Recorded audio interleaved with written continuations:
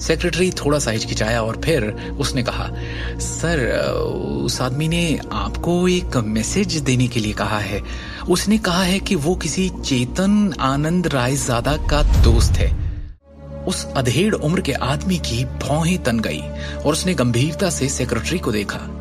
आखिरकार चेतन आनंद रायजादा उसके दादा और दिल्ली के मशहूर रायजादा परिवार के पितामह थे। पूरे शाही शहर में केवल रायजादा परिवार के प्रत्यक्ष वंशज ही अपने दादा के नाम का हिस्सा जानते थे। उनके पूरे नाम की तो बात ही छोड़ दें। कैसा दिखता है वो आदमी जो नीचे आया है? नितिन ने पूछा। सेक्रेटरी ने तुरंत जवाब दिया, यंग है सर, यही कोई 23-24 साल का होगा। उसे इसी वक्त पूरे सम्मान के साथ यहां मेरे ऑफिस में लेकर आओ। नितिन ने थोड़ा कंफ्यूज्ड स्टेट में सेक्रेटरी को ऑर्डर दिया। 5 मिनट बाद शिवम को सेक्रेटरी द्वारा 36वीं मंजिल पर डायरेक्टर के कार्यालय में लाया गया और जैसे ही शिवम ऑफिस के अंदर आया वो नितिन के सामने एकदम भरकर बैठ गया। उस अधेड़ उम्र के व्यक्ति जो उस कंपनी का डायरेक्टर है, उसने उसे गंभीर भाव से देखा।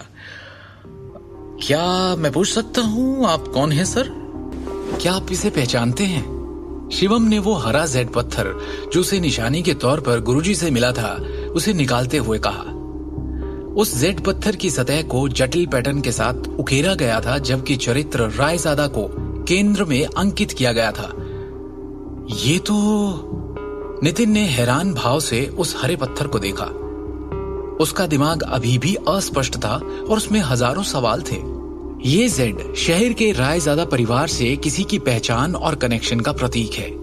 ऐसे केवल कुछ ही पत्थर तैयार किए गए थे, यहां तक कि खुद नितिन के पास ऐसा एक भी नहीं था। अब कृपया एक क्षण प्रतीक्षा करें, तब तक मैं आनंद जी को आमंत्रित करता हूं, नितिन ने सम्मानजनक स्वर में कहा।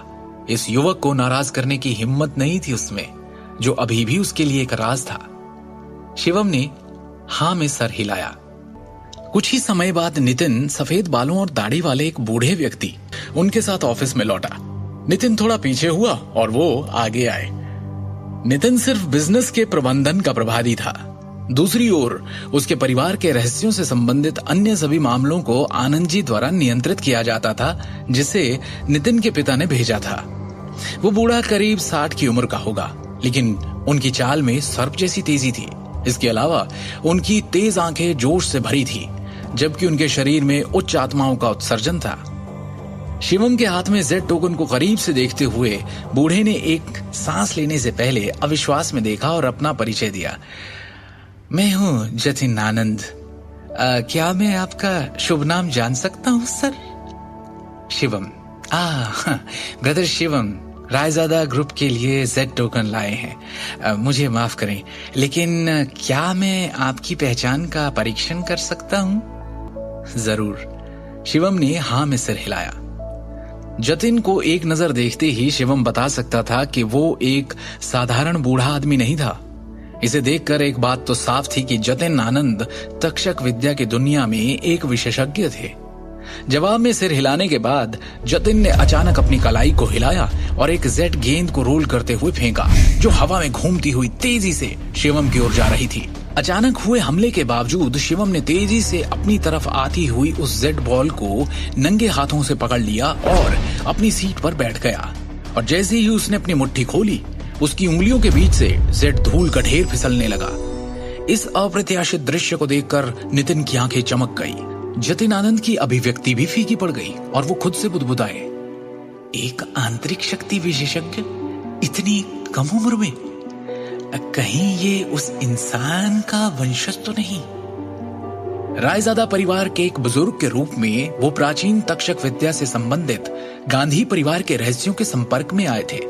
इस प्रकार वो मोटे तौर पर शिवम की असली पहचान का अनुमान लगा सकते थे। जतिन आनंद ने झुककर सम्मानपूर्वक कहा, मैं रायजादा परिवार की तीसरी शाखा का बड़ा जतिन आनंद आपका अभिवादन करता हूं, महान Elder. Nitin Raizada great Elder का अभिवादन करता है, नितिन ने गंभीर स्वर में कहा। शिवम के हाथ में जेड टोकन रायजादा परिवार के महान बुजुर्ग की पहचान का प्रतिनिधित्व करता है। रायजादा परिवार के नियम बेहद सख्त थे और किसी को भी उनका अपमान करने की अनुमति नहीं थी। अपनी पहचान स्वीकार किए जाने के बाद शिवम ने थोड़ा सिर हिलाया। द ग्रेट एल्डर इस बार ईस्ट ब्रांच ग्रुप में आए हैं। क्या मैं आपके लिए कुछ कर सकता हूं? जतिन ने गंभीरता से पूछा और उनके इस सवाल पर शिवम के अंदर हजारों बातों का तूफान सा उठ पड़ा। आगे की कहानी जानने के लिए देखिए अगला एपिसोड सिर्फ पॉकेट एफएम के यूट्यूब चैनल पर और शिवम द हिडन वॉरियर के सारे एपिसोड्स को सुनने के लिए डिस्क्रिप्शन में दी लिंक से डाउनलोड करें पॉकेट एफएम ऐप।